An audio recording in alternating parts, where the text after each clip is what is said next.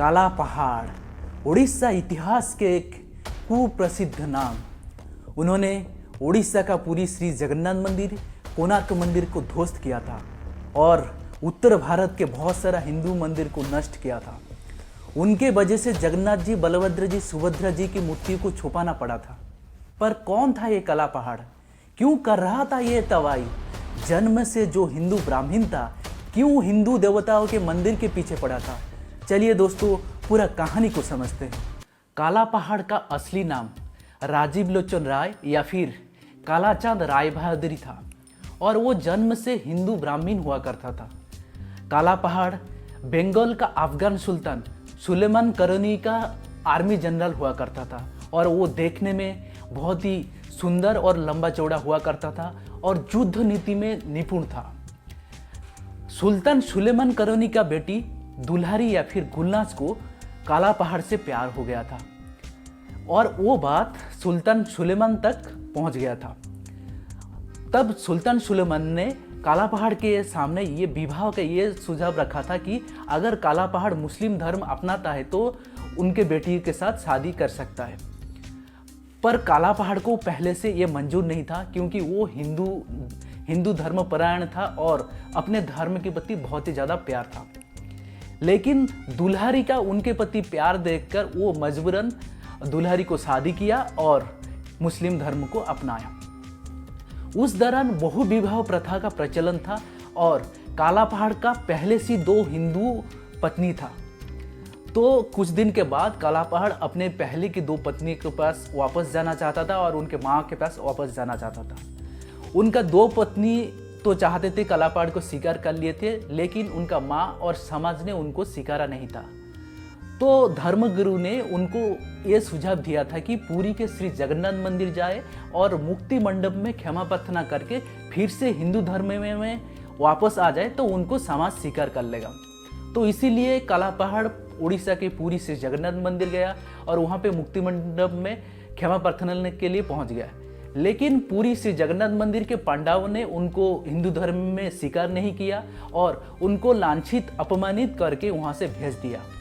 तो काला पहाड़ बहुत ही ज़्यादा प्रतिहिंसा परायण हो गया और जो हिंदू धर्म को वो इतना चाहता था और उस हिंदू धर्म उनको आज ऐसा तिरस्कार कर रहा है, तो वो हिंदू धर्म को समूल ध्वंस करने के लिए वो प्राण लेता है। 1560 में उड़ीसा का अंतिम हिंदू राजा बनते हैं मुकुंद देव और उनको अपने राजनीतिक प्रतिद्वंदियों के साथ लड़ाई करना होता है। उस दौरान राज्य संप्रेषण नीति लागू था और उनका संबंध दिल्ली का मुगल सम्राट अकबर के साथ बहुत ही अच्छा था और उनके साथ एक राजनीतिक गठबंधन हुआ करता था। लेकिन बंगाल का सुल्तान सुलेमान करनी के साथ उनके एक प्रतिद्वंदी हुआ करता था।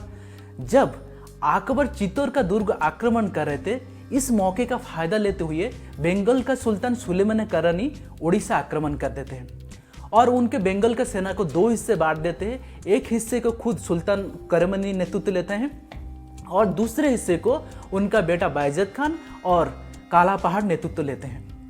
गंगा नदी के किनारे में उड़ीसा के राजा मुकुंद देव के साथ बंगाल का युद्ध होता है और उस युद्ध में मुकुंद देव पराजित होते हैं और उनके साथ मुकुंद देव के साथ एक चुक्तिनामा स्वाक्षर होता है और वो आश्रय लेते हैं कोट सीमा का एक दुर्ग में।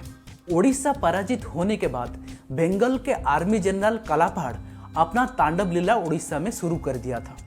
वो उड़ीसा के सारे हिंदू मंदिर को नष्ट किया है। पुरी का कोणार्क मंदिर को नष्ट करने के बाद वो पहुंचते हैं श्री जगन्नाथ मंदिर, पर उनका आने का खबर सेवायत को मिल जाता है और सेवायत ने तीनों भगवान की मूर्तियों को चिलिका झील के अंदर एक हाथीपड़ा में छुपा देते हैं। पर यह खबर काला पहाड़ को मिल जाता है और काला पहाड़ अपने सेनाओं के साथ चिलिका झील में पहुंचते हैं और वहां से तीनों भगवान जगन्नाथ जी, बलभद्र जी, सुभद्रा जी की मूर्तियों को हाथी के पीठ में बिठाकर गंगा नदी के किनारे में ले जाते हैं। गंगा नदी के किनारे में ये तीनों भगवान की मूर्तियों को वो जला देते हैं। जब जला रहे थे तो काला पहाड़ के शरीर में एक अजीब सा जलन शुरू हो गया था। तब वो क्या किए थे, ये तीनों भगवान के अर्धदग्ध मूर्तियों को गंगा नदी में फेंक दिया था और उड़ीसा के एक वैष्णव भीषर महांती को अर्धदग्ध मूर्ति मिला था और उन्होंने इस मूर्तियों से ब्रह्म को निकालकर उड़ीसा के कुजंगगढ़ के एक मंदिर में छुपा के रखे थे और कुजंगगढ़ में 1568 से 1575 तक 7 साल तक ब्रह्म का पूजा किया गया था। 1575 में उड़ीसा का राजा बनते हैं रामचंद्र देव और वो कुजंगगढ़ से भगवान के ब्रह्म को लेकर खोर्धागढ़ में रहते हैं और 1576 में उड़ीसा के श्री जगन्नाथ मंदिर का पुनर्गठन करते हैं और तीनों भगवान का मूर्ति बनाते हैं और उस मूर्ति में ये ब्रह्म को स्थापित करते हैं। काला पहाड़ उड़ीसा के बाद बंगाल का बहुत सारा हिंदू मंदिर, आसाम के कामाख्या मंदिर, उत्तर प्रदेश के वाराणसी, काशी के हिंदू मंदिर को भी नष्ट किए थे। वो बहुत सारे हिंदुओं को मुस्लिम धर्म में धर्मांतरण भी किए थे। जब काशी में वो अपना तांडव लीला कर रहे थे, उसी दौरान उनका एक बाल्य विधवा मासी उन्हीं के सामने ही जहर पान कर दिया था और वो अफगानी सेना के द्वारा जो अत्याचारित हुए थे उसी के बारे में काला पहाड़ को वर्णना किया था। उसके बाद से काला पहाड़ के मन में एक परिवर्तन आया और वो अपने जो कर्म जो कर रहे थे, जो पाप कर रहे थे, उसके लिए वो पश्चाताप करने लगा और वो सोचने लगा मैं क्या कर रहा हूँ। जिस धर्म को मैं इतना चाहता था, इतना प्यार कर रहा था, उसी धर्म के विनाश में लगे हुआ हूँ। उसके बाद से वो गंगा नदी के किनारे में जाते हैं और उनका बचपन का धर्म गुरु प्रेमानंद से मिलते हैं और उसके बाद से वो आध्यात्मिक रास्ता अपनाते हैं और ये तांडव लीला को बंद करते हैं।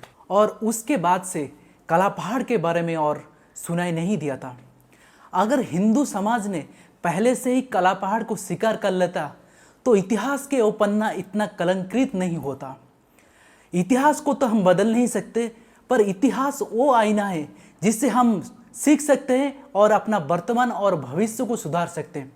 दोस्तों, अगर वीडियो का कंटेंट अच्छा लगा है तो वीडियो को लाइक कर दीजिए और इस टाइप ऑफ कंटेंट के लिए चैनल को सब्सक्राइब कर दीजिए। थैंक यू ऑल, नमस्कार, जय जगन्नाथ।